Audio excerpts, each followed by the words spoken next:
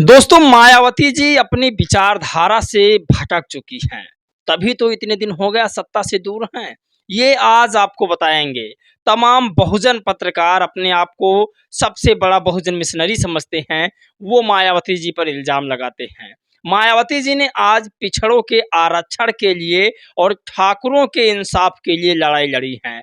मतलब आज जो मायावती जी ने किया है, उससे ये अंदाज़ा लगाया जा सकता है कि अब वो कुर्सी दूर नहीं, जिस कुर्सी की सपन माननीय काशीराम साहब और हमारे परम पूज्य बाबा साहब ने देखा था। यानी कि अगर हम सर्व समाज की राजनीति, सर्व समाज के बारे में नहीं बोलेंगे, सर्व समाज के लोगों की आवाज़ नहीं उठाएँगे, तो हमारा पूरा भारत जो है, वो तमाम लोग जो इस देश के प्रधानमंत्री को बनाते हैं, वो कैसे हमें वोट देंगे। तो मायावती जी ने आज ठाकुरों के मुद्दे को उठाया है। अभी तक ब्राह्मणों के मुद्दे को भी उन्होंने कई बार उठाया। आज क्षत्रिय समाज के मुद्दों को उठाया। योगी पर बड़ा हमला किया है, राजनीतिक हमला, ये भी आपको बताएँगे। और एक बड़ी खबर है, बहुजन शायर अभिषेक जाटव जी हैं, जिन्हें पूरा शायद आज देश जानता है, उनके बारे में आपको बताएँगे। उन्होंने मायावती जी पर आपत्तिजनक टिप्पणी की है। उसको लेकर के पूरा बहुजन समाज नाराज़ चल रहा है। लोगों का तरह-तरह के कमेंट आ रहे हैं उनके ऊपर, वो भी आपको बताएँगे। बहुजनों की राजनीति में मायावती जी एक्टिव और आगे निकल चुकी हैं। बहुजनों की राजनीति में तो एक्टिव हैं, लेकिन और आगे निकल चुकी हैं सवर्णों की राजनीति को लेकर के, क्योंकि एक समुदाय से प्रधानमंत्री कभी नहीं बना जा सकता है। और ये जो फार्मूला है बीएसपी का, शायद ये फार्मूला 2007 का है, 2007-2027 में दोहराने जा रही हैं। इस पर विस्तार से बातचीत करते हैं। चलिए वीडियो को हम बारीकी से समझते हैं। दोस्तों नमस्कार, मेरा नाम पराग है और आप सभी का मैं बहुत-बहुत स्वागत करता हूं। आज मैं कई दिनों के बाद आपसे मुलाकात कर रहा हूं। इस बात को लेकर के मुझे दुःख भी है और खुशी भी है, जो आपके सामने मैं रखने जा रहा हूं। आज 6 दिनों बाद लगभग 6 तारीख को चैनल पर स्ट्राइक आया था और 6 तारीख के बाद आज 10 तारीख है। आज खुद यूट्यूब इंडिया ने माफ़ी माँगते हुए एक मेल भेजा और कहा कि आपने जो धैर्य बनाकर रखा, उसके लिए मैं आपका धन्यवाद करता हूँ। और आपको बता दें, हम बहुजन समाज के लोग बाबा साहब को मानने वाले हैं। धैर्य तो क्या, हम लोग पूरे धैर्य के साथ काम करते हैं और वो काम मजबूती से करते हैं। खैर यूट्यूब इंडिया ने माफ़ी माँगा है, चैनल पर जो वीडियो को लेकर के स्ट्राइक दिया था, उस वीडियो को भी वापस कर दिया है और कहा है आगे से ऐसी गलती नहीं होगी, चैनल पर बारीकी से चेक किया जाएगा आपके। तो ये खुशी की बात भी है, लेकिन दुःख की बात ये है कि आज लगभग 5 दिन आपसे मुलाकात नहीं हो पाई। तो ऐसा लगता था कि मानो मैं एक बियाबान जंगल में पड़ा हूँ। मतलब बहुत दूरी डिस्टेंसिंग, मतलब पूरा दुनिया हमारी उजड़ चुकी है, ऐसा लग रहा था मुझे, क्योंकि आपसे मेरी दिल लगी है। जो नए साथी हैं, उनका इस चैनल पर मैं स्वागत करता हूं। वो जुड़ें, हमारी बातों को हमेशा समझें। जो पुराने साथी हैं, जिन्होंने अपना प्यार सपोर्ट अभी तक बनाए रखा है, आगे भी बनाए रखेंगे, मुझे उम्मीद है, उसके लिए मैं उनका धन्यवाद करता हूं। तमाम ऐसे साथी जिनका मुझे नाम याद है, बहुत सारे लोग जो चैनल पर आकर कमेंट करते हैं, उनका मुझे नाम दिमाग में याद है। और मैं सोचता था कि कहीं अगर चैनल ना आया, तब इतने दोस्त जो साथी हैं वो छूट जाएँगे और दूसरा चैनल बनाऊँ, पता नहीं वो लोग मिलते हैं कि नहीं मिलते हैं। लेकिन शुक्र है प्राकृतिक का कि उन्होंने मेरा साथ दिया और बाबा साहब के बताए हुए कारवां को हमने आगे बढ़ाने का पूरा प्रयास किया। यानी कि उन्होंने कहा कि दिमाग से काम लीजिए। मैंने अपील पर अपील, अपील पर अपील यूट्यूब इंडिया को किया, मेल भेजा। उसके बाद उन्होंने बार-बार मेरे चैनल को चेक किया और रिटर्न भी कर दिया। दरअसल आज जो बड़ी खबर है उस पर बातचीत करते हैं। लेकिन इतने दिनों में हमने एक चीज़ समझा कि इमोशन नाम की कोई चीज़ नहीं है सोशल मीडिया पर। आप चाहे जितना इमोशनल हो जाएँ, लेकिन लोग साथ नहीं देते। जो लोग जुड़े हैं आपसे, बस उनके अलावा। तो आज बात करते हैं, सबसे पहले हम अभिषेक जाटव पर। अभिषेक जाटव को लोग अपना जो है आदर्श मानने लगे थे बहुजन शायर के रूप में।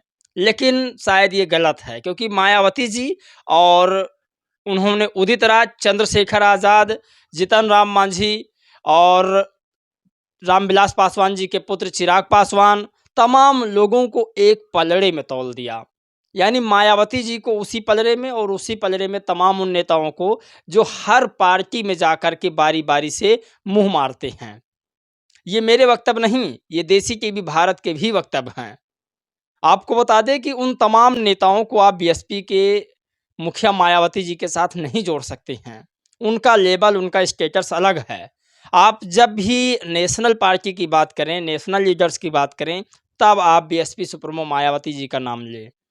आपको छोटी पार्टियों के साथ, क्षेत्रीय पार्टी के साथ मायावती जी का रिलेशन या मायावती जी का जो ओहदा है उसे नहीं जोड़ना चाहिए। इन्होंने कहा कि मायावती जी और तमाम बहुजन समाज के नेता अपनी दुकान चला रहे हैं। मायावती जी नहीं, इन्होंने कहा मायावती अपनी दुकान चला रही हैं, राजनीति दुकान चला रही हैं।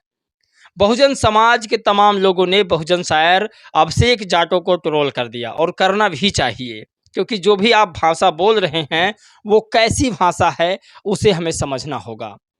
हम जो भाषा बोल रहे हैं वो किस तरह की भाषा है।